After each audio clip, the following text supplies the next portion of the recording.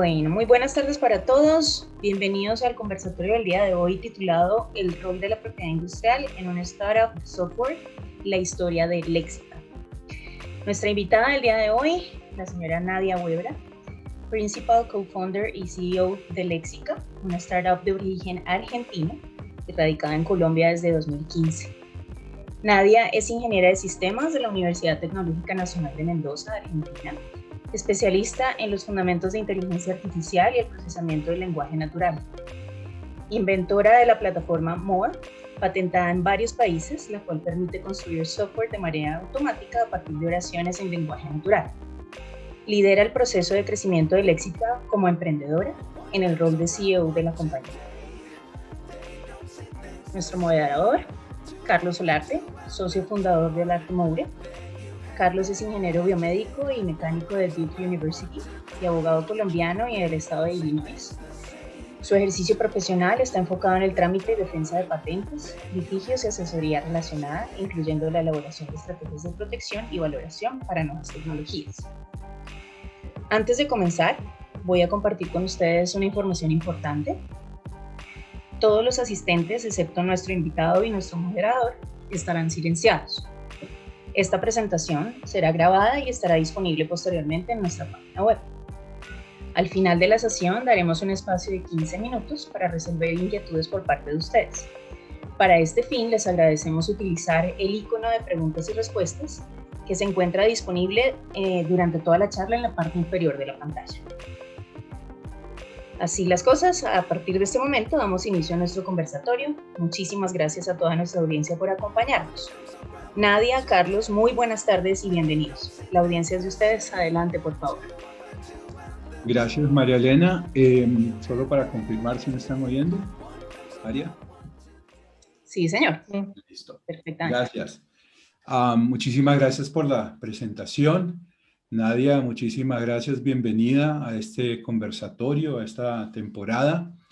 Me alegra mucho que nos puedas acompañar en esta ocasión. Este es un evento postergado, entonces estamos muy contentos que lo vamos a poder celebrar. Me encanta que puedas compartir estas experiencias que tienes construyendo este magnífico proyecto que se llama Lexica. Y realmente pues espero que podamos aprovechar, hacerte muchas preguntas en relación con el proyecto. Para nuestra audiencia vamos a tratar de parar más o menos a las 4:45 para tratar de procesar preguntas que se vayan acumulando. Yo voy a estar monitoreando preguntas y respuestas para tratar de coordinarlas al final. Sin mayor preámbulo, Nadia, te doy la palabra para que por favor nos ilustres un poquito de esta aventura de Lexica, de qué trata, qué hace, ¿sí? Nos cuentes de esta tecnología y espero que parte de eso pues incluya explicar qué hace una argentina en Colombia. Muchas gracias, Carlos. Muchas gracias por la invitación. Gracias a todos por el interés en esta reunión. Gracias a todo el equipo del Olarte Moure con quienes estamos trabajando ya desde hace algunos años, que nos han ayudado mucho en el tema de propiedad intelectual y ya les vamos a contar. Yo voy a compartir la pantalla en este momento, así que por favor si ustedes me avisan cuando estén pudiendo ver, así les comienzo a contar acerca de Lexica. ¿Ya me pueden ver, Carlos? Perfecto. Perfecto. Bueno, como anticipaban Carlos recién, les vamos a contar un poquito de la experiencia de nuestro emprendimiento, que se llama Lexica. Nosotros, los fundadores, somos argentinos. Estamos en este momento 2 de los 4 hermanos viviendo en Colombia. Nuestro propósito, como lo estamos viendo en pantalla, ha sido desde hace varios años tratar de contribuir al conocimiento de las personas, pero particularmente ofreciendo herramientas que permitan crear software a quienes no tienen conocimientos técnicos. Somos los 4 hermanos que venimos de la Patagonia Argentina. Estamos desde 2016 radicados en Colombia. Uno de los motivos de la llegada a Colombia fue justamente la necesidad de trabajar con la propiedad intelectual. un año antes conocimos al equipo del Arte Maure y nos trasladamos acá con una inversión local y con el objetivo de desarrollar las patentes, los registros de patentes, que está siendo hasta el momento una experiencia muy exitosa. En este momento nosotros estamos en Colombia, tenemos clientes en Sudamérica, tenemos patentes concedidas ya en Estados Unidos, en Israel, en Europa, en Japón, en China, India, o sea, más de 40 países, incluyendo los países de la Unión Europea. Tenemos presencia en clientes en Argentina y Colombia. Hay 4 compañías que hoy están utilizando la tecnología de Lexica y tenemos un crecimiento proyectado en el año 2021 a incorporar 10 socios de negocios adicionales, con más de 100 proyectos ejecutados a la fecha, y hemos llegado hasta este punto, que ya les vamos a contar un poquito más la historia, con 4 rondas de inversión desde el año 2012 al año 2020, y nuestro proyecto en particular se trata de una tecnología que a partir de un algoritmo de inteligencia artificial permite que procesemos lenguaje natural y se construyan de forma automática aplicaciones de software. Vamos a ampliar un poquito de qué se trata esto, pero partiendo de entender cuáles son las dificultades que nosotros vimos en el mercado y en la industria para tratar de hacer algo que implique resolverlas. Entonces, en general, nosotros hemos visto, bueno, contarles también un poquito que yo vengo de una raíz literaria, o sea, en realidad soy originalmente escritora de poemas, y de esa convergencia que hemos tenido en nuestra educación primaria entre el entendimiento del lenguaje, donde nuestros padres han hecho mucho hincapié en la enorme importancia que tiene el poder comunicarnos, cuando empezamos a estudiar ingeniería en sistemas de información, veíamos que una de las dificultades que teníamos era que en la industria el lenguaje técnico y las dificultades propias de las tecnologías implicaban que los tiempos para construir soluciones y aplicaciones de software eran muy largos, que la cantidad de programadores que hacen falta para la demanda que el mundo está planteando es insuficiente, y esos proyectos de formación son tan extensos. Yo hice una carrera universitaria de 6 años para lograr los primeros rudimentos y capacidades para hacer aplicaciones de software. Otra dificultad es que el lenguaje mismo presenta las dificultades para el entendimiento de las distintas problemáticas.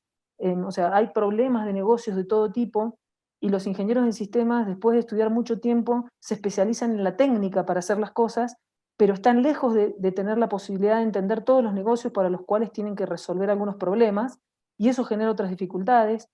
Hay en la industria, digamos, del software una complejidad en cuanto a la flexibilidad, porque las cosas avanzan cada vez más rápido. Bueno, ahora con la pandemia se han acelerado, se calcula que unos 5 o 6 años, entonces los negocios cambian y las aplicaciones de software no se pueden adaptar, hace falta mucho más velocidad y más flexibilidad.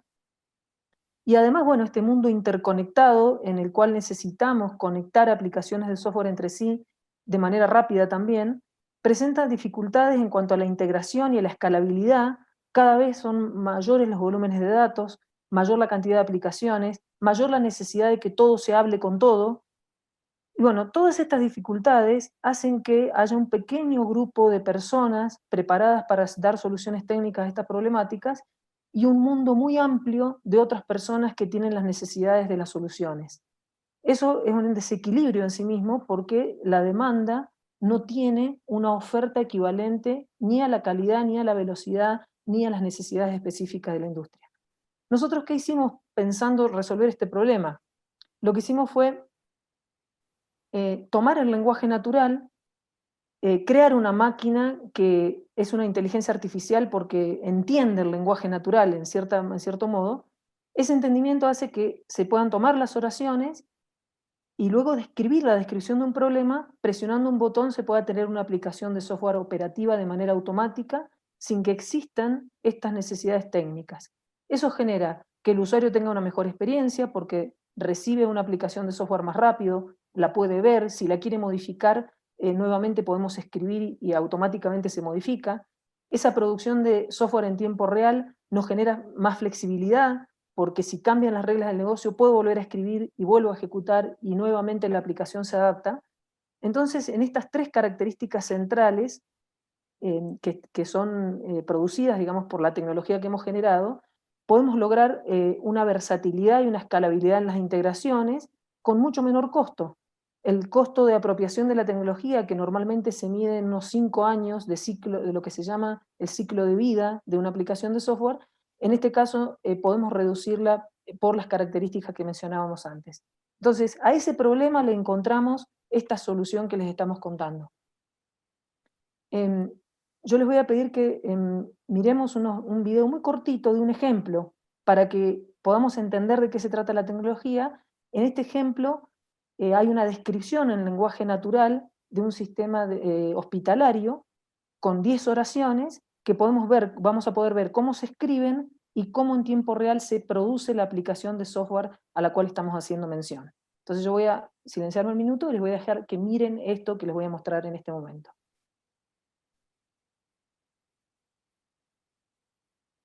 Permítanme que... Vamos a crear una oración para definir el sustantivo pabellón.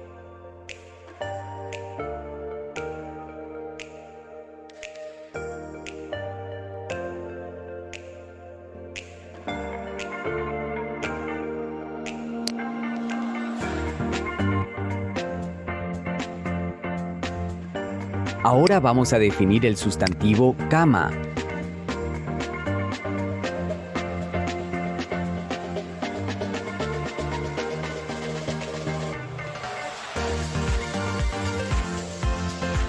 Notar que estamos definiendo que la cama tiene un número de cama y un pabellón. Una lista de valores para seleccionar el pabellón. Una vez registradas las definiciones de los sustantivos del caso, creamos las oraciones correspondientes a las acciones del proceso. En este caso, nos vamos a referir a la evaluación del diagnóstico que hace el médico. La evaluación del diagnóstico consiste en detallar síntomas y enfermedad probable asociada. En esta misma oración, podemos agregar la característica número de matrícula al médico.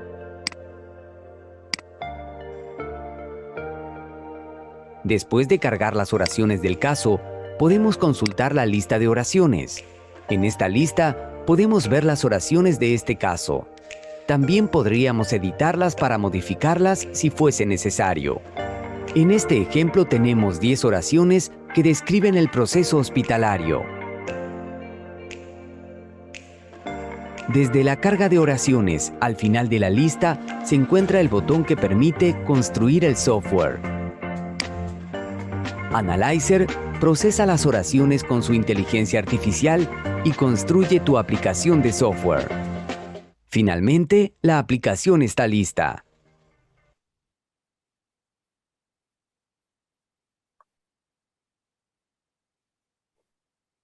Bueno, yo voy a continuar. Entonces, acabamos de ver cómo es el proceso de redactar lenguaje natural para poder tener una aplicación. En este caso, estamos viendo el video de la aplicación construida, que implica eso que les acabamos de mostrar, o sea, una lista de oraciones en la que podemos describir cualquier tipo de problema, y luego de presionar el botón tenemos la aplicación. Esto que está acá, que después les podemos invitar a ver los links, pero para no tomar más tiempo en este contexto, vemos la aplicación construida, o sea, ahí está el menú que tiene el proceso hospitalario. Dentro del menú podemos ver la pantalla de camas, diagnósticos, internación, enfermedades, o sea, todo lo que describían las oraciones, que fue construido de manera automática por la inteligencia artificial. Entonces, por ejemplo, si estamos en una pantalla donde está la lista de pabellones, ya directamente aparece la funcionalidad que me permite crear un nuevo pabellón hospitalario. Voy declarando los datos. Una vez que termino de declarar un pabellón, voy a poder ir a declarar las camas, a indicar, por ejemplo, las camas, en qué pabellón se encuentran. Voy a poder decir si las camas están ocupadas o no. O sea, voy a poder ejecutar toda la funcionalidad de la aplicación tal como la aplicación, las oraciones que yo describí lo indiquen, ¿no? Entonces, por ejemplo, acá estoy, bueno, una declaración de un médico. O sea, en esas 10 oraciones nosotros podríamos encontrar toda esta funcionalidad que estamos viendo. Y finalmente, por ejemplo, acá hay una evaluación de diagnóstico, donde puedo registrar qué médico hace la evaluación del diagnóstico, y después puedo registrar los diagnósticos, y al registrar el diagnóstico voy a decir cuáles son los síntomas, a qué enfermedad se corresponde, y todo lo que describí dentro de las oraciones. En este proceso no hubo un proceso de ingeniería. o sea, un equipo de ingeniería que programe y que haga nada relacionado con lo que conocemos tradicionalmente. Entonces, podemos con estas 10 oraciones describir la evaluación de un diagnóstico médico, una solicitud de internación, hacer una aprobación y finalmente registrar la ocupación de una cama. De eso se trata la tecnología, ¿no?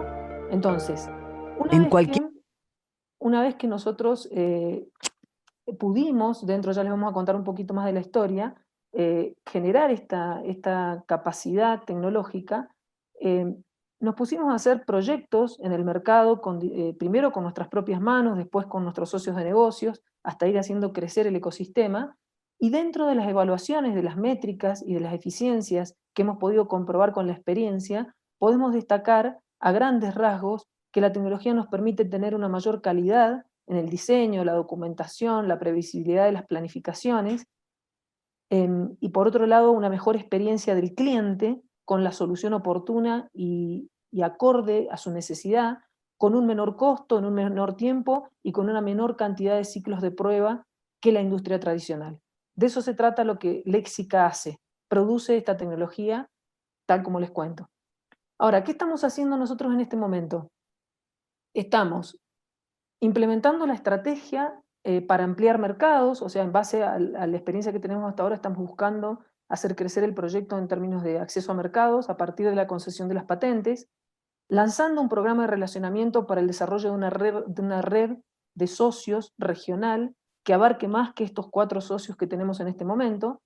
Estamos ajustando el plan de negocios para poder crecer, estamos evolucionando el portafolio de propiedad intelectual, trabajando alianzas estratégicas con grandes jugadores de la industria, como por ejemplo Microsoft, Amazon o algún otro, y estamos expandiendo los límites de la propia tecnología porque el mismo concepto de la propiedad intelectual nos permitiría abarcar otras áreas de desarrollo que hoy no estamos desarrollando, y también estamos revisando y actualizando ese mapa tecnológico para ver, en función de las necesidades del mercado, qué es lo que conviene que nosotros desarrollemos primero. Eso es lo que en este momento nos ocupa. ¿Qué buscamos? Estamos buscando escalar la tecnología a nivel global, buscamos el sponsoreo de la comunidad tecnológica internacional, buscamos desarrollar un plan de comunicación masiva para evangelizar, es decir, generar comunidades de personas que estén interesadas, no solamente técnicas, sino justamente gente no técnica que pueda hacer uso de nuestra tecnología, foros de comunicación y de difusión. Estamos buscando también generar trabajo en el contexto acelerado de la pandemia, donde con esta tecnología podríamos generar posibilidades de trabajo para mucha gente que realmente lo necesita, en uno de los sectores de la economía que, lejos de tener una caída en este periodo de tiempo, ha tenido un crecimiento. Y también estamos buscando asegurar el plan de inversiones para el desarrollo y el crecimiento del proyecto a gran escala. Eso es lo que en este momento también nos ocupa. ¿Cómo vemos nuestro modelo de negocio y nuestra expansión? La vemos a grandes rasgos, cronológicamente, más o menos, en estas etapas de tiempo.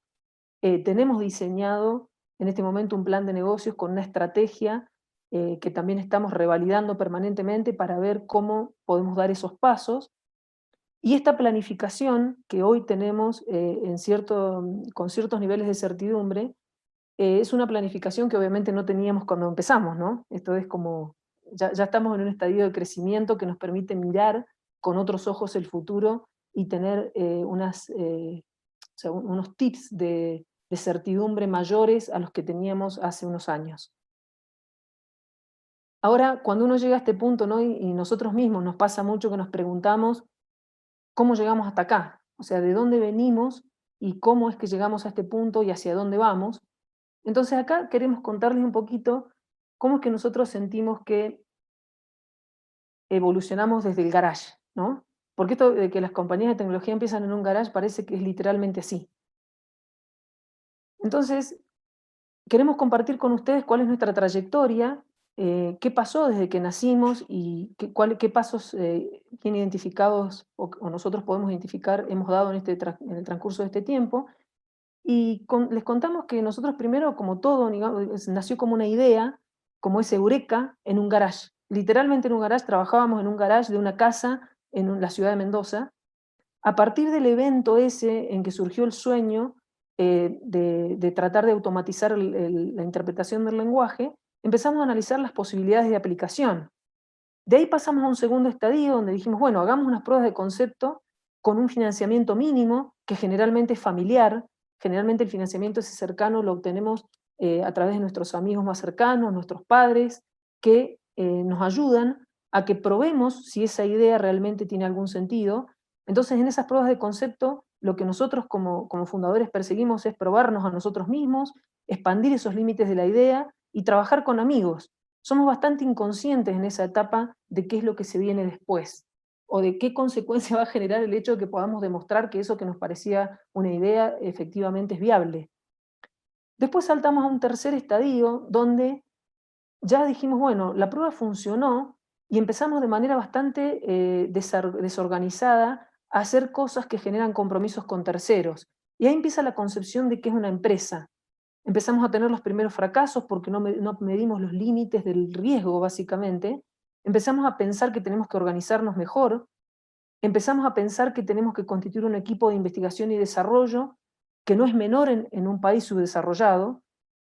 Empezamos a mirar que tenemos que asegurarnos el financiamiento porque a nuestros amigos y a nuestros padres se le terminaron los recursos para apalancarnos. Entonces, ¿cómo hacemos? Entonces, con nuestras primeras ventas, miramos qué hacemos. Si las ventas que realmente pequeñas que estamos haciendo las podemos reinvertir en investigación y desarrollo, la mayoría de las veces no alcanza, porque ahí se nos empieza a presentar la brecha de que la investigación y desarrollo necesita mucho más recurso que lo que las primeras ventas generan. Y empezamos a entender que hacer las cosas o tratar de hacerlas perfectas, eso es enemigo de lo urgente, de lo que ya necesitamos, porque si no tenemos fondeo, no podemos seguir investigando. Y cómo funcionan los ecosistemas de investigación y desarrollo en nuestros países latinoamericanos, no es como funcionan en los países desarrollados. Entonces nosotros tenemos que encontrar la manera de buscar esos recursos que generalmente los aprovisionamos de manera propia, y ahí empezamos este concepto de cómo creamos una empresa. En un cuarto paso, ya entendemos que no solamente es una empresa, tenemos que tener un modelo del negocio, o sea, cuánto vamos a invertir, cómo lo vamos a recuperar, quién lo va a financiar. Entonces, ahí nació algo que para nosotros fue vital y que es un poco también el core de este evento, y es que es la propiedad intelectual, porque en los estadios anteriores partíamos de una idea, íbamos modelando el conocimiento y todo eso que veníamos haciendo no sabíamos que era propiedad intelectual. Entonces ahí nos encontramos con nuestro primer amigo de Argentina que nos dijo, esto hay que protegerlo porque esto es propiedad intelectual, pero tan lejos estábamos de acceder a las fuentes de financiamiento que pudieran abastecer el proyecto de registrar la propiedad intelectual, sumado a que en ese momento nuestro amigo abogado nos decía, no conviene que lo registremos, porque si lo registramos en este momento puede ser que quede como conocimiento público y perdamos la propiedad. Bueno, propiedad intelectual, un hallazgo enorme para nuestro plan de negocio. Después, lograr la independencia de la investigación y desarrollo. ¿La independencia de qué? Y que la investigación y desarrollo no dependa de las ventas, porque si depende de las ventas no hay desarrollo, no hay crecimiento. Hacer un plan de negocios. Y ahí nos enteramos que para hacer un plan de negocios teníamos que tener un pitch. O sea, ¿qué era un pitch? Y un pitch, teníamos que tener el resumen sintetizado, bien explicado, para poder transmitir a un tercero rápidamente de qué se trata nuestro proyecto. Entendimos que era la inversión de riesgo y empezamos a tener el desafío de que nuestros primeros inversionistas, de esas 4 rondas que ya hemos tenido, eran nuestros socios ahora. Y tenemos que aprender a convivir con nuestros socios, porque generalmente estos proyectos nacen con un perfil de personas de corte técnico, como lo somos los 4 hermanos. Entonces, cuando aparecen los inversionistas, tenemos que aprender a convivir en un mundo y en un ecosistema, en una cultura y en un contexto de lenguaje que no nos resulta nada propio. Pero finalmente, pasando estos 4 hitos que nosotros podemos identificar a lo largo de nuestra trayectoria, finalmente tenemos una empresa con un modelo de negocio, con un modelo de búsqueda de inversión y con un camino que hace el crecimiento y el desarrollo. Y bueno, después de haber vivido todo esto, un buen día nos encontramos con alguien que nos dice, pero eso es normal, eso les pasa a todos los startups. Porque los startups tienen 4 fases, una fase de incubación, una fase de despegue, una fase de expansión y una fase de consolidación. Y hay una zona muy simpática que se llama Valle de la Muerte. ¿Qué es el Valle de la Muerte? Y es ese periodo de tiempo en el que uno tiene riesgo de morirse. ¿Por qué? Porque no sabe todas estas cosas que aprendimos a los golpes, como les acabo de mencionar. Entonces, tenemos como dos alternativas los emprendedores. O sobrevivimos al Valle de la Muerte o nos morimos. Ese Valle de la Muerte, ¿de qué depende que sobrevivamos o finalmente? Porque ustedes saben seguramente que hay muchas ideas en el mundo, hay mucha gente creativa, hay tantas ganas de hacer cosas y la humanidad crece porque muchos tenemos ganas de hacer cosas, pero no todos tenemos la oportunidad o la suerte de aprender en el momento oportuno lo que necesitamos para poder realmente pasar el Valle de la Muerte. Y muchas empresas quedan en el intento, sobre todo en nuestros países latinoamericanos, donde no tenemos el apoyo, sobre todo a la inversión en la investigación y desarrollo que otros países tienen. Entonces, bueno, pasamos el Valle de la Muerte y cuando llegamos al punto de equilibrio, después de los primeros aportes de capital, empezamos a trabajar con el capital de riesgo y en esta zona de expansión, que es en la que se encuentra nuestro proyecto en este momento, ya pasamos la zona de equilibrio. Y después de este punto es poco probable, lo cual no quiere decir asegurado, que el proyecto caiga. Pero una de las cosas que nos apalanca fuertemente en este tipo de proyecto es justamente el registro de la propiedad intelectual, del cual vamos a hablar un poquito más adelante. Entonces, eso es lo que ha pasado y qué hemos aprendido en el camino. Hemos aprendido más o menos unas 5 grandes cosas que pudimos extractar de todos nuestros años de experiencia. Lo primero que nosotros consideramos que es importantísimo es la convicción y la disciplina, porque cuando uno empieza una cosa de este tipo, está desafiando las reglas de lo que existe. Entonces, si uno no tiene la convicción y la disciplina, nadie va a creer en uno mismo si uno no cree. ¿Y cuál es la prueba más fehaciente de que uno cree en lo que está haciendo? Y que tiene la resiliencia para levantarse, caerse y levantarse 1000 veces sin que eso importe. Porque cuando uno está convencido de lo que está haciendo, no importa cuántas veces se cae y cuántas veces tenga que volver a levantarse. Sin esa convicción no se pasa el Valle de la Muerte. La segunda cosa que aprendimos es la importancia del equipo y del estilo de liderazgo que necesitamos para poder llegar a transitar este camino. Un liderazgo que en principio es inspirador, pero no alcanza con eso. O sea, cuando uno solamente inspira, lo demás se cae. O sea, necesitamos también ser pragmáticos en términos de recursos, flexibles, porque en todo ese transcurso del tiempo cambian mucho las cosas alrededor y uno tiene que poder adaptarse y sobre todo poder planificar y generar al margen de esa inspiración la certidumbre que nos permita seguir adelante sabiendo que estamos en un desafío muy grande, pero que dentro de todo el mediano plazo tiene ciertos planes que todos somos capaces de ejecutar y medir. Pero bueno, esto implica elegir los mejores colaboradores, donde no es menor destacar que necesitamos calidad humana y técnica, y generar prácticas para conseguir el talento y personas que estén dispuestas a hacer esfuerzos extra que son realmente importantes. O sea, una cosa de estas no se hace con los esfuerzos normales. Esto requiere un esfuerzo extra más que significativo. Después, bueno, la excelencia, la innovación y la mirada al mercado, donde uno a veces empieza por la excelencia y queremos hacer todo perfecto, pero después nos olvidamos de que el mercado existe y que tenemos que someter a benchmark permanentemente lo que estamos haciendo. Entonces, en este punto aprendimos a incorporar los procesos de gestión de la propiedad intelectual, a estudiar y expandir ese conocimiento del equipo, investigar permanentemente y también tomar conciencia de que nosotros somos los que mejor conocemos nuestro propio producto, pero no sabemos de todo. O sea, esa tentación que a veces uno tiene de creer que porque está haciendo algo nuevo e innovador lo pone en un pedestal que realmente no es tal, porque hay mucha gente que hace cosas geniales en el mundo. También aprendimos que hay que hacer alianzas y negociaciones donde las cosas tienen que ser win-win, o sea, si todos no ganamos, no hay negocio que sirva. Entonces hay que buscar aliados que nos complementen las capacidades, porque nosotros generalmente somos muy técnicos, y tenemos que poder desarrollar esas alianzas de manera fluida que maximicen el aprovechamiento de la energía. Empezamos a aprender que la energía es vital, que la energía no se puede dilapidar, porque el tiempo, la concentración y la pasión que tenemos quienes estamos en un emprendimiento de estos, tiene que ser puesta en el momento oportuno, en el lugar oportuno, y si nos equivocamos en eso podemos llegar a perder el tren.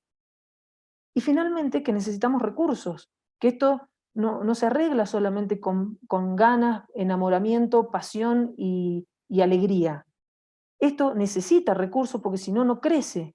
Entonces, tenemos que proteger nuestra propiedad intelectual, utilizar los recursos para aumentar el valor de la compañía, lograr un equilibrio entre recurso económico y aporte de valor no económico, que se llama aporte en especies, y finalmente también poder desarrollar esas herramientas que nos permitan buscar financiamiento de inversión de forma permanente. Bueno, todas estas pequeñas cosas que listamos acá nos han llevado más de 10 años aprenderlas y bueno, y podemos decir en este momento que hemos transitado y superado el Valle de la Muerte. No quiero aburrirlos más con mi historia y darles espacio. No sé, Carlos, si usted quiere agregar algo sobre todos los temas de propiedad intelectual, le doy espacio. No, yo como moderador tengo varias preguntas que he ido cambiando mientras te he ido oyendo, ¿sí? Muchísimas gracias por la presentación, realmente muy inspirador. Quiero empezar, obviamente me podría enfocar acá en una presentación de cómo armar una compañía nueva, ¿sí? Eso lo aprovecharemos en otra ocasión, Nadia, te molestaremos cuando ya estés en bolsa y cuando estés sonando el timbrecito ese, la campana, pero tal vez hablando de patentes, ¿sí? En el tema de recursos, tú eres una gran evangelizadora, ¿sí? Del tema. Vimos tu conversión, ¿sí? Esto de patentes tal vez no sirva, especialmente en lo que está relacionado con propiedad intelectual, se asocia muchas veces con derechos de autor, hay una narrativa que esto no es patentable. Después te cuentan a ti unos cuentos horrorosos de la Corte Suprema de Estados Unidos, de un caso que se llama Alice y que eso no es protegible. Desde tu punto de vista y viendo porque es una cantidad importante que ustedes invierten para patentar, ¿sí? No es barato patentar. ¿Cómo ves eso ahora del tema de la importancia? ¿Cómo lo aterrizas con tus socios, con posibles inversionistas? Tú ya estás hablando con Amazon, con Microsoft. ¿Cómo aterrizas la importancia de tener tus ideas protegidas y continuar protegiéndolo? Carlos, primero debo decir que en términos cronológicos, cuando nosotros empezamos a hablar de este tema de la protección de la propiedad intelectual, hace más o menos, fue en el año 2000, sí, o sea, nosotros empezamos los registros de patentes en el 2015 y estas conversaciones preliminares las tuvimos en el 2012, 2013 con un amigo abogado de Argentina. El escenario era diferente y esto que usted dice de la Corte Suprema y del fallo Alice era algo que en aquel momento realmente representaba un riesgo.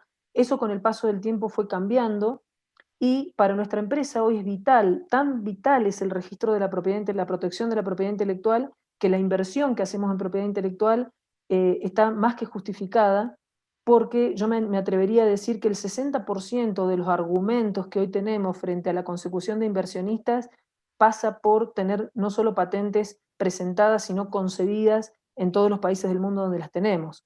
Entonces, para la industria del software, que sí, es muy escéptico el tema de proteger con propiedad intelectual, yo pienso que hay una necesidad grande en Latinoamérica de evangelizar un poco más al respecto, porque no estamos, bueno, nosotros tenemos muchos colegas y en la industria nos comunicamos, y es un tema que no está entendido como en los países desarrollados. De hecho, nosotros hemos empezado a mirar qué pasa con la cantidad de patentes en China, en Estados Unidos, y vemos que no casualmente nuestros países tienen muy bajo registro de patentes. Y por eso también somos pobres, porque en esta economía del conocimiento no tener registrado el conocimiento, que es el equivalente a tener un edificio registrado en los bienes inmuebles, solo que esto es un intangible, nos hace más pobres. Y entonces quiere decir que tenemos conocimiento, sobre todo en la industria del software hay un desconocimiento bastante amplio de este tema de protección de propiedad intelectual, porque tenemos el conocimiento, pero no lo protegemos. Y como no lo protegemos, no lo tenemos inventariado, y por eso no cuenta dentro de nuestra economía. Esa es mi visión en este momento, Carlos. Súper, muchas gracias. Otra pregunta que tenía, que ya no tiene que ver tanto con patentes, me pareció también muy simpático tu tu aprendizaje fue con el tema de marcas. Sí, creo que con Sí. marcas también fue un reto importante, porque yo creo que mucha gente entra y llega y llego con mi marca y listo a nivel mundial, ¿correcto? Y cuando ya te chocas con, ups, a nivel mundial, sí, Sí. hay una cantidad de obstáculos ahí. Y me gustaría preguntarte, ¿cómo fue tu experiencia en general, sí, de ese choque de cómo así que hay un léxica en Australia, sí, ese tipo de preguntas de ¿qué hacemos? Entonces, ¿es imposible escoger una marca sin que sepa que voy a tener problemas? ¿Siempre voy a tener retos y obstáculos con el tema marcario? ¿Cómo te fue con ese Sí, proceso? Carlos, en términos de lo que son los activos de propiedad intelectual, bueno, hablamos un poquito recién de patentes, ahora usted me está preguntando de marcas, pero también me quiero referir a secretos industriales y derechos de autor, porque los 4 tipos de activos de propiedad intelectual han significado un reto para nuestro equipo y en todos lados tenemos algún aprendizaje que consideramos vital, ¿no? En temas de marca no es para nada fácil, yo diría que tiene complejidades diferentes a las de patentes, pero muy importantes. Hasta me animaría a decir que es más, o sea, no más complejo, sino más confuso el tema, ¿no? Porque uno espera ir y tener una receta de, no, pasa esto, y como somos ingenieros esperamos tener un plan clarito de cuáles son los riesgos, cuáles son las alternativas, y esos planes realmente no existen, porque también dependemos de cómo los organismos internacionales se mueven en relación a los convenios entre ellos para las protecciones de los distintos activos. Entonces, a nosotros nos pasó que, bueno, compramos la marca Léxica en Estados Unidos a alguien que ya la había registrado, pero después estamos con todo el proceso de la marca, bueno, enterarnos que está en Australia, que está en otros países, que la probabilidad de que tengan controversia con la presentación de la marca es alta en muchos países, en otros países menor, pero la verdad es que nunca estamos seguros de si finalmente, excepto en un país donde la compramos, vamos a llegar a tener la marca que queremos. Y tenemos que empezar a pensar en marcas alternativas, o sea, en un montón de estrategias que no son lo que uno a priori pensaría que sucede. Eso en cuanto a marcas. Y simplemente quisiera complementar que con derechos de autor y con secretos empresariales, si bien el derecho de autor también tiene unos mecanismos de registro y que implican la posibilidad de tener identificado, inventariado y protegido, lo que más nos llamó la atención fue el secreto empresarial, que si bien habíamos mantenido durante los primeros años secretos empresariales de nuestra tecnología desde que estuvimos en Argentina, también aprendimos esto de que hace falta tener dentro del equipo muy modelados los procesos, o sea, esto no es solamente una cuestión de registro, no es que vamos, buscamos el estudio legal, hacemos los papeles y registramos y ya. No, no es así. Primero que todas las cosas llevan su estrategia, pero segundo que para tener esas estrategias y mantener los activos de propiedad intelectual, necesitamos dentro de nuestra propia empresa personas calificadas en el entendimiento de la materia y procesos maduros que nos permitan hacer crecer el portafolio de propiedad intelectual. Esto último que acabo de decir, nosotros recientemente hemos creado el área de especificaciones y propiedad intelectual dentro de nuestra compañía, bueno, en colaboración con el equipo del Arte Mauri que nos acompaña desde hace más de 6 años, y eso es un desafío importante también porque es un cambio cultural.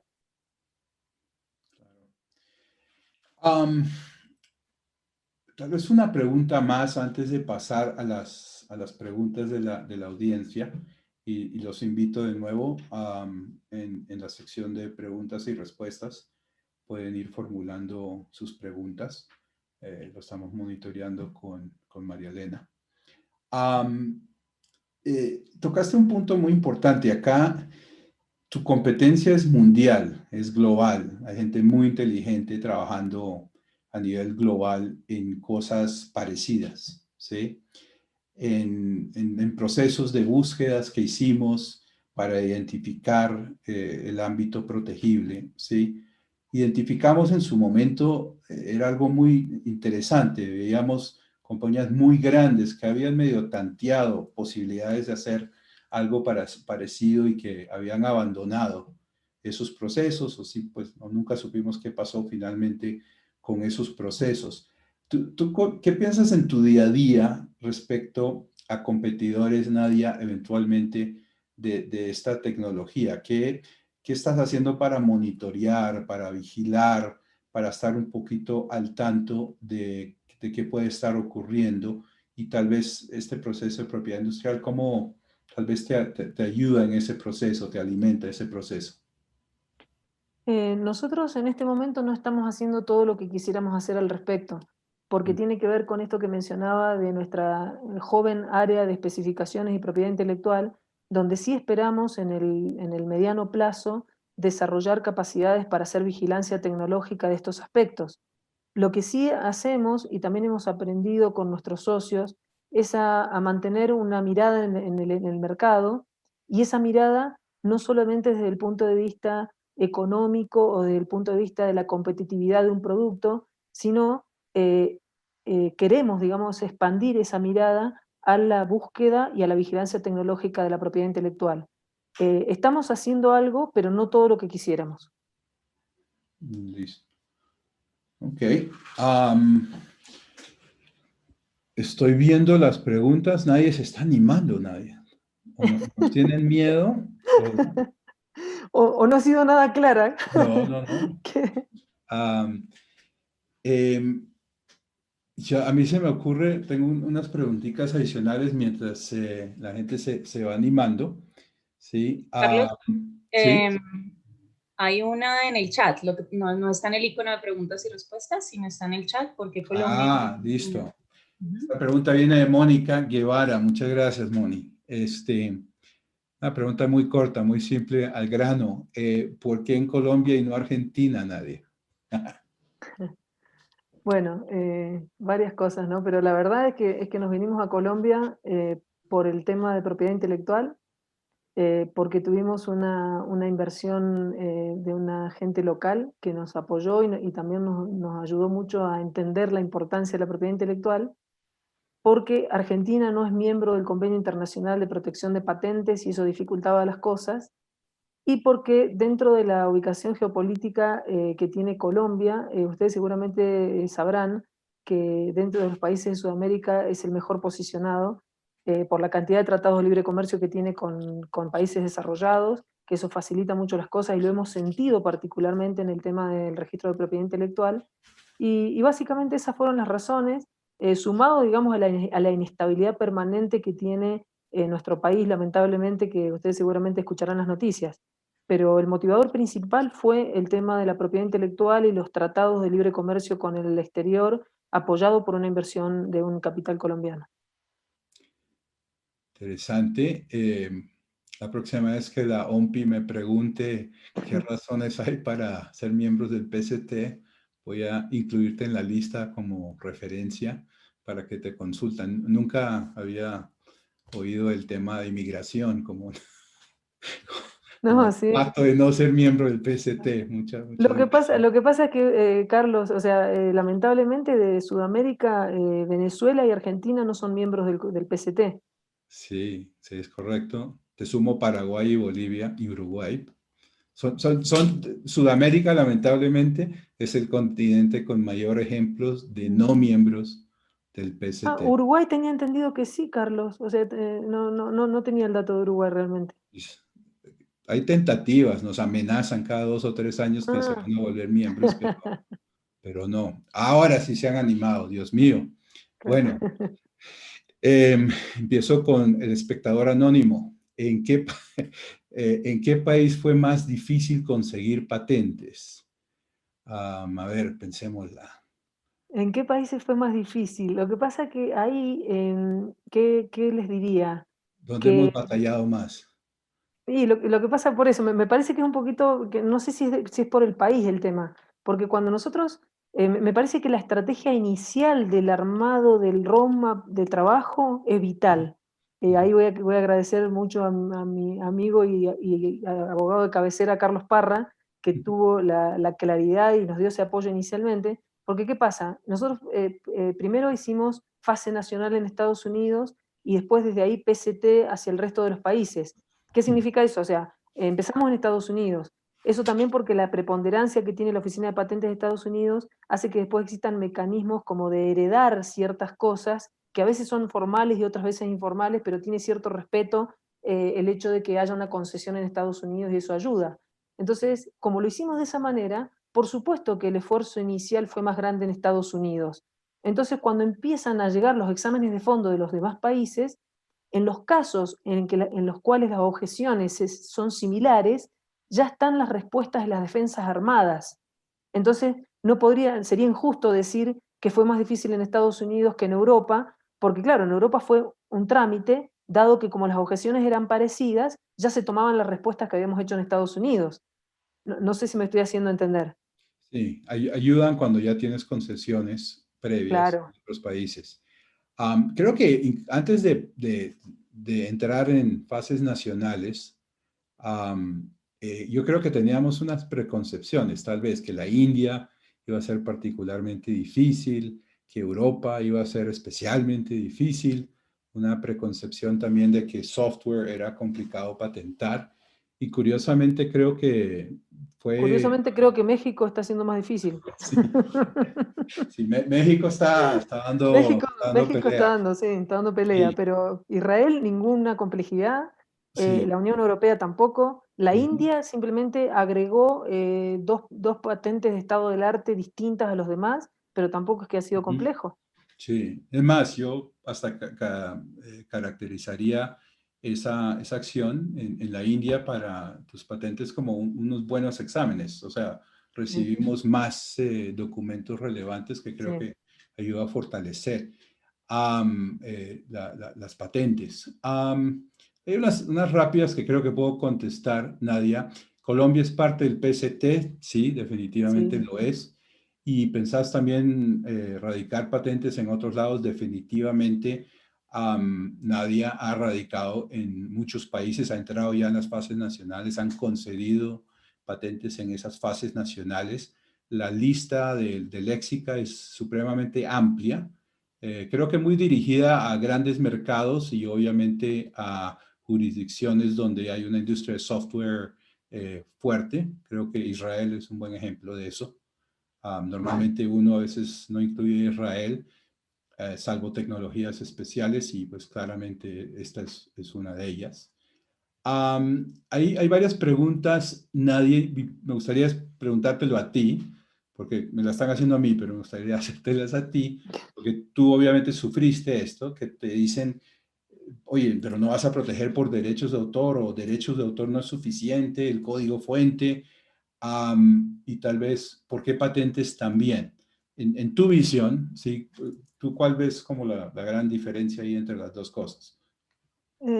Yo creo que la protección del derecho de autor en términos de software es una protección mucho más frágil que la de patentes cuando el nivel inventivo que se tiene es relevante, ¿no? Porque el derecho de autor básicamente lo que protege es la obra como código fuente escrito explícito, pero en patentes uno está protegiendo algo mucho más amplio, que puede ser el método, como es el caso nuestro, que la descripción exhaustiva del método alojado en un dispositivo físico, y esa descripción con las reivindicaciones, claramente es mucho más amplio el lindero de protección que el del derecho de autor. Así que es mi opinión esto, ¿no? Sí. Yo si tuviese un software que tiene niveles de innovación altos, elegiría proteger como método en patentes, y después la obra de software la protegería también como derecho de autor, como código fuente, pero no dejaría de ser la patente. Ahora, si tengo Sí. algo que es menos disruptivo, por supuesto, tal vez alcanza con el derecho de autor. Creo que no lo puedo haber dicho mejor. Me gustó la aclaración, me gustó mucho la aclaración de frente a un invento o un desarrollo inventivo amplio, ¿sí? Uno definitivamente debería estudiar la posibilidad de patentar, como claramente es tu caso. Creo que muchas veces, especialmente en Sudamérica, algunos otros países también, se descarta demasiado rápido la posibilidad de proteger bajo patente un concepto inventivo que está incorporado en software, porque algo en la norma local dice no es patentable el software como tal, per se, etcétera, y se desaprovecha la posibilidad precisamente de proteger de manera más amplia un concepto, una idea, una forma de hacerlo, ¿sí? Que las patentes tuyas precisamente capturan, obviamente, no solo la forma específica en que trabaja la plataforma More, sino cualquier otra plataforma que haga algo parecido, ¿sí? En derechos de autor, la protección definitivamente va a estar muy limitada a la obra, casi que alguien haga una copia precisa, ¿sí? Tenga acceso ilegal a través de software as a service a la plataforma y, bueno, a ese personaje tal vez sea más fácil perseguirlo por derechos de autor, ¿sí? Pero otra persona, otra compañía, un Amazon, un Microsoft, que quiera replicar esto, va a pensarlo 7, 8, 9 veces, pues para ver si siquiera vale la pena o no, ¿sí? Y eso creo que también es algo muy importante, es esa amplitud de protección, si es suficientemente amplio, tratar de diseñar alrededor también se complica mucho, ¿sí? Y la ecuación, que esto lo hacen permanentemente todas las compañías, es siempre estar evaluando, es más fácil tal vez diseñar alrededor o sentarme con Léxica y decir, no, me encanta tu plataforma, toma y hagamos un negocio, ¿sí? Y creo que ahorita la ecuación está mucho más a favor de sentarse con Léxica y hacer un negocio. Acá hay otra pregunta, Nadia, que nos hace Lorena Villar. La pregunta es, ¿está previsto realizar alianzas con universidades? A, para la promoción del conocimiento de la tecnología de Léxica, y B, para trabajar con sus áreas de investigación como posible feedback para la evolución de los productos de Léxica. Sí, está previsto y dentro del plan de negocios hay un área específica donde estamos profundizando en este momento las estrategias de divulgación o evangelización, como se llama, a través de comunidades, ya sean universitarias o de negocios o de individuos aislados. Sí. Yo sé que es particularmente importante el tema de comunidades en la industria de software, Nadia. ¿Cómo funciona eso? Es decir, tú tratas, estoy empezando muy como en ciertos programas donde para volverse populares tienen que volverse famosos entre adoptadores tempranos de la tecnología. Es más o menos es el negocio, la idea. Ese parece ser el concepto general. No quiero, digamos, aseverar cosas porque no soy una experta en la materia y para eso estamos desde el equipo de gerenciamiento de la compañía incorporando advisors que nos pueden apoyar y que sean expertos en este tema. Qué bien, sí. Sí, yo en algún momento me acuerdo que sí había un interés, planes con las universidades, porque creo que es un foco natural, ¿no? De Sí, sí. comunidades desarrolladores de software. Sí, nos están invitando mucho de las universidades a hacer webinars y cosas parecidas, y también por circunstancias por ahí de cercanía de temas familiares. No sé, me ha tocado, por ejemplo, darle clases al equipo a los primeros años de abogacía de la Universidad de La Sabana, donde estos conceptos se utilizan para estructurar conocimiento orientado a modelado de leyes, no a software, por ejemplo. Ya. Sí, necesitamos mucho de eso, de Taxonomizar, sí, sí. educación cruzada. Claro. Una muy importante, Nadia, ¿qué competidores hay de este tipo de tecnología en el mercado? Porque hemos hablado de inteligencia artificial, lenguaje natural, programación automática y hemos visto patentes que usan esas palabras, ¿sí? Hay cosas que suenan parecido. ¿Tú cómo ves el tema de competidores en el mercado ahorita? Para hablar de competencia creo que tenemos que dividir dos cosas, lo que es la competencia en cuanto a cuáles son los actores del mercado que llegan al mismo mercado objetivo, sin tener, o sea, sin referirnos a que las tecnologías son similares. De acuerdo. Entonces, en cuanto a mercado objetivo, y en este momento estamos compitiendo con low code, por un lado, que son todas las herramientas de código bajo, que hay varias y que están creciendo mucho más que el resto de otras tecnologías en el mercado. Por ejemplo, todavía no son competencia los generadores de código a través de gramáticas inferidas, que se llama, que son, por ejemplo, GPT-3 o cualquiera de estas tecnologías. No están en este momento compitiendo, pero amenazan con, digamos. Y desde el punto de vista técnico, que sería la similitud en términos de tecnología, no tenemos competencia. Porque, bueno, está protegido nuestro concepto a través de las patentes y porque nosotros no, las otras tecnologías en general producen código en algún lenguaje compilado, y en el caso nuestro no se produce código. Lo que nuestra tecnología genera son datos que se llaman taxonomías o ontologías, y que son ejecutados como software sin ser un código en Java, en Python, en C compilado. Es un paradigma diferente. Entonces, desde el punto de vista del mercado, sí competimos en este momento con low code y con otras tecnologías que están emergiendo, y desde el punto de vista tecnológico no tenemos competencia. Listo. Gracias por la pregunta. Varias de esas han sido por espectador anónimo. Sí, yo acá estoy viendo. Tal vez aprovecho, tenemos 3 minutos. Hay otra pregunta, ¿cómo es la estructura de José Jaimes?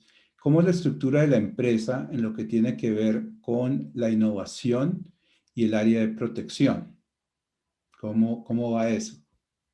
Nosotros no teníamos al comienzo una estructura relacionada con propiedad intelectual, nos apoyábamos 100% en el estudio jurídico externo, y hace unos 6 meses ya tenemos una estructura propia y que tiene planes de crecimiento.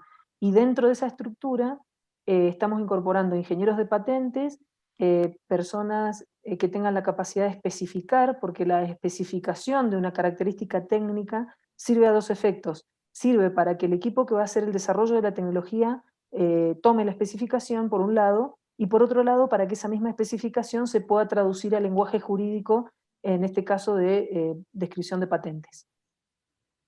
Muchas gracias.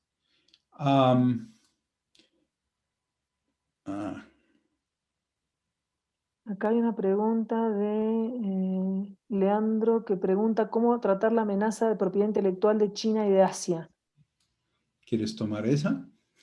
No sé, me ayuda, doctor, porque no sé si voy a responder bien.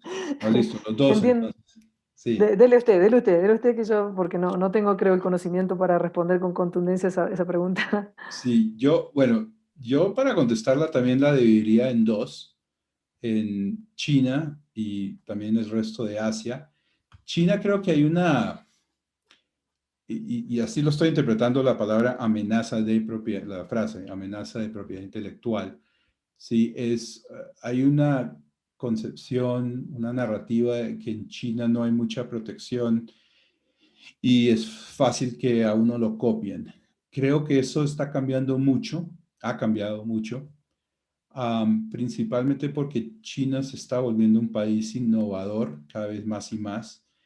Y si uno simplemente empieza a revisar ya casos de infracción en la China, se están dando, y no solo es protegiendo a una compañía china. Entonces uno ya ve coreanos contra americanos, británicos contra coreanos, Estados Unidos contra británicos, es decir, uno ya ve un poquito de todo. Y hay compañías grandes chinas que están innovando. Huawei es un excelente ejemplo, y que están produciendo y aspiran a que les protejan su propiedad industrial a nivel global. Entonces, como amenaza de que me vayan a copiar todo en China, yo veo que es un riesgo que sí todavía existe, pero como en cualquier otro país, pero que se está reduciendo. No estamos hablando de la China de hace 10, 15 años. Y en el resto de Asia, diría, eso puede ser muy distinto, porque una cosa es un Japón, un Corea, otra cosa puede ser un Vietnam, Malasia, Tailandia, donde puede haber una disparidad importante en el nivel de protección que pueden dar. Nadia, no sé si tuvimos algunas contemplaciones especiales para China, India, creo que sí tuvimos algunas contemplaciones especiales por su capacidad de software, de generación de software, ¿no? Sí, Incluyendo. pero en términos de la solicitud de patente y los exámenes de fondo y demás, no hemos tenido grandes diferencias desde mi punto de vista. No sé si dentro del proceso de registro ha habido algo. No, yo creo que han sido justos, ¿sí? Pero sí, yo debo decir que yo tenía temor de que los exámenes de fondo en China tuvieran más dificultades, y no las han tenido realmente. Sí. O sea, han sido procesos más ágiles, transparentes y bastante dinámicos, cosa que no así en México, por ejemplo, ¿no? Tú, no vamos a seguir dando a Pero México. bueno. Bueno, Me gustaría, no sé, Carlos, si tenemos tiempo, porque hay varias preguntas que yo quisiera por lo menos recorrer y responder rápidamente algunas que puedo para no dejar a los visitantes sin respuesta. ¿Es posible? Claro que sí, por favor. Esta es tu Bueno, presentación. Nadia y Carlos, ahí sí. también un par en el chat para que no las abandonen allí. Ahí hay Sí, un par de yo estoy viendo cositas. las 21 que están presentadas acá. Acá Sí. Alexander Agudelo pregunta cómo ha sido la transición para alguien con formación técnica hacia el mundo de los negocios. Bueno, ¿cuáles son los principales retos que hemos enfrentado? Yo creo que el principal reto es el cambio de paradigma de la visión técnica a la visión de negocios. Creo que uno cuando tiene un paradigma orientado a un determinado tema, realmente tiene que hacer una introspección bastante compleja para asumir a priori que hay algo que no entiende. Y cuando nosotros, los que estamos dedicados a la innovación, solemos tener el defecto de creer que porque estamos innovando somos tan genios que entendemos todo, y me parece que ese bajar 2 escalones y asumir a priori que hay cosas que uno no entiende es fundamental para poder aprender. Me parece que ese es el principal reto que hemos tenido. Después acá Aníbal pregunta, está para usted, Carlos. Para Sí. Carlos, entendiendo que para cada industria, país puede ser diferente, ¿cuál considera que sería un rango estándar o aproximado de inversión en registro de patentes como porcentaje sobre el costo de desarrollo de la patente propiamente dicho? O sea, ¿cuál es la participación en inversión en patentes que un proyecto de este tipo puede tener si es que existe el dato, ¿no? Sí, yo he visto el indicador Aníbal sobre ventas, sí, y he visto sobre también rentabilidad. No tengo el número enfrente mío y siento que si pongo un número te voy a mentir y obviamente va a ser a favor mío. Entonces, entonces, te lo quedo debiendo, sí, pero si mal no estoy en ventas, he visto cosas de 1 a 2 a 3%, sí, pero esto es para multinacionales, para el mantenimiento de un portafolio de patentes y no necesariamente en software, estoy pensando en pharma, Mm. sí, entonces te quedo debiendo este dato y tal vez Carlos Parra y también a través de Licensing Executive Society, ellos manejan mucho de estos números. O sea, ¿cuánto debería yo gastar? Un benchmarking de mi competencia, ¿cuánto está gastando en portafolio de patentes, en investigación y desarrollo, etcétera? Y creo que para esta industria, pues sería interesante ver qué están, qué están invirtiendo. Y es muy diferente un startup a una compañía como un Amazon o un Microsoft. Un startup típicamente tiene un porcentaje alto, ¿sí? Porque la apuesta es darle valor precisamente a la startup para rondas de inversión futuras. Y de las primeras cosas que uno le preguntan cuando uno está vendiendo un paquete accionario es, muéstrame cómo está tu portafolio, cuántas patentes tienes, qué estás haciendo para buscar competencia, quién tiene otras patentes parecidas, etcétera. Bien, sigo con otra pregunta. Fernando pregunta en qué segmento de mercado hemos tenido más acceso, y la verdad es que hemos trabajado mucho en industria, perdón, en energía, en logística, en sistemas horizontales, y estamos en este momento trabajando con pequeñas aplicaciones para microempresas, con uno de los partners. Otra pregunta, ¿cuándo se dieron cuenta que estaban listos para comenzar a trabajar la propiedad intelectual de su idea? Estamos listos cuando la podemos describir de tal manera que otro, leyendo lo que uno escribió, la pueda replicar. Esa es una forma, digamos, que es lo primero que el doctor Parra me enseñó cuando, cuando empecé a aprender de patentes.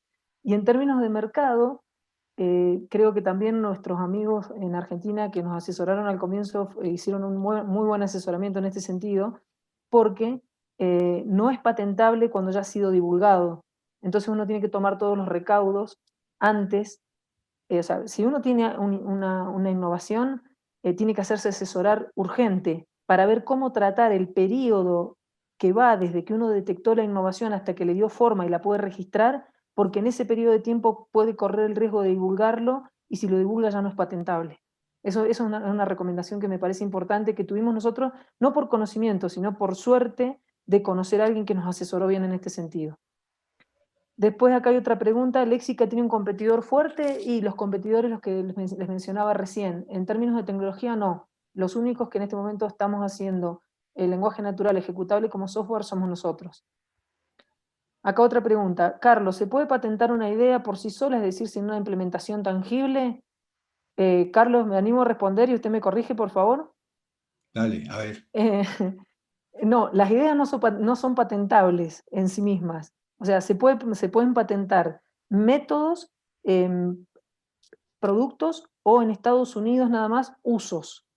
Y para poder patentarlo no hace falta que esté implementado. Lo que sí hace falta es que la descripción sea lo suficientemente precisa en términos de método de producto como para que cualquiera que sea conocedor mediano en el estado del arte pueda replicarlo. Sí, ahí haría la aclaración no necesitas implementarlo en el sentido de tener un prototipo, ¿sí? Y por eso el adjetivo tangible a veces es un poco complicado, ¿sí? Porque a veces uno ve en escritos artículos de algo tangible, no tiene que ser tangible, es decir, hay ciertas artes, áreas tecnológicas, eléctrica, mecánica, que si yo me lo puedo inventar en la cabeza y lo puedo escribir y cómo reproducirlo, ¿sí? Eso es suficiente, un ejemplo profético incluso, ¿sí? Más complicado en biotecnología, en química, donde sí me toca generar algo para confirmar que en efecto va a ocurrir. En esta área, cuando yo estoy hablando de ideas, ¿sí? Creo que estoy hablando, sí, de métodos, de cómo hacer algo, pero de manera un poquito más general y no únicamente en la forma en que, en el caso de léxica, se ha expresado en su código fuente. Pueden haber formas un poquito distintas y eso también queda protegido por la patente. Entonces tenemos más preguntas ahí. Sí, acá tenemos otra, Fernando, que dice, ¿tienen casos de uso con clientes que han logrado ampliar su software por sus propios medios? Sí, tenemos casos de ese tipo. Y en ese caso, la propiedad intelectual, para los casos que tenemos, el contrato define que la propiedad intelectual es del cliente. Y ahí contestaste la otra de Lorena, que está 2 más abajo. Sí, las general procesos de tecnología podrían ser protegidas por patentes. Ah, ok. ¿Mm? Pues, ¿qué opinas cuando lo que se quiere proteger son los servicios y la solución tecnológica está basada en principio en la integración de muchos otros servicios ofrecidos por grandes tecnológicos como AWS o Google? Em, Acá, bueno, qué pregunta interesante, porque en este momento todas las plataformas de nube están operando con integración de servicios. Y ahí, Carlos, le pregunto, porque es casi como que los principios de cada componente ya podrían estar protegidos de alguna manera, y lo que hay es un uso distinto combinando esos servicios. Eso entiendo que es patentable en Estados Unidos solamente, Carlos, ¿es así? No, yo creo que probablemente eso depende de quién va a redactar tu y las reivindicaciones. No, pero creo que el hecho de que ya partes existan, partes estén patentadas por terceros, no quiere decir que uno no va a poder patentar la combinación de esos elementos, ¿sí? Ahí lo que probablemente va a ser complicado es, bueno, pero ¿qué voy a poder hacer con esa patente? ¿Qué voy a poder hacer con la tecnología que se produce? Porque el hecho que me den una patente no quiere decir que voy a poder usarla libremente, porque voy a estar incorporando elementos, no sé, de Amazon o de Google en este caso, ¿sí? Donde probablemente eso requiera licencias cruzadas. Y precisamente yo creo que la anterior pregunta de que si otra persona hace algo distinto, sí, va a poder patentarlo, pero también va a estar edificando sobre tecnología tuya y tecnología tal vez de terceros, y ahí exista una mezcla donde haya que identificar bien qué pertenece a quién, y ahí normalmente el negocio se beneficia y por eso uno está negociando de antemano muchas de estas cosas con esas personas, ¿sí? Para decir, bueno, si esto se vende de manera conjunta, este flujo es tuyo, este flujo es mío, este flujo es de los dos y nos lo dividimos en estos porcentajes, y es importante en muchos casos aclarar eso antes, ¿sí? Ahora, esa pregunta de Ángela creo me genera un montón de otras preguntas, Sí. pero creo que va mucho más Claro. allá del alcance de esta presentación. Y ahí hay una pregunta del doctor Parra. Sí, No que dice sé. Nadia, ¿qué les dirías a las pymes que tienen también tecnologías o productos intensivos en ciencia, tecnología e innovación en cuanto a por qué es importante, estratégico y útil invertir recurso económico en protección de propiedad intelectual de eso que han creado, desde el punto de vista de negocio, de tecnología, de búsqueda y consecución de inversión, entre otras? Yo le diría a todo el mundo que hay que proteger la propiedad intelectual después de la experiencia que hemos tenido, y siendo consciente de lo costoso que es hacer la protección. Creo que uno lo que tiene que hacer es buscar un asesoramiento temprano primero para no perder la innovación y después ser muy, o sea, ¿cómo decir? Muy juicioso, como dicen en Colombia, con el armado de los planes de inversión, dándole prioridad a la protección de la propiedad intelectual. En la escala que sea de la madurez del negocio, o sea, cuando uno está empezando o cuando uno ya es un poquito más grande o más grande, pero yo creo que el capítulo propiedad intelectual para una pyme que hace tecnología es fundamental y prioritario y tiene que estar claramente identificado en el plan. Listo. Nadia, ya nos hemos pasado 2 minutos, 12 minutos. Y pues también siendo respetuoso de tu tiempo y del tiempo de los demás que han estado conectados, creo que es un buen momento para parar. Quiero agradecerte muchísimo tu participación, tu deseo de participar activamente. Muchísimas gracias por estar contestando preguntas hasta el final. Y de Olarte Moure, pues gracias enormes por estar con nosotros y compartir tu tiempo con nosotros. Muchas Tal vez, gracias, Nadia, Carlos. sí, te doy la oportunidad de algunas palabras de cierre.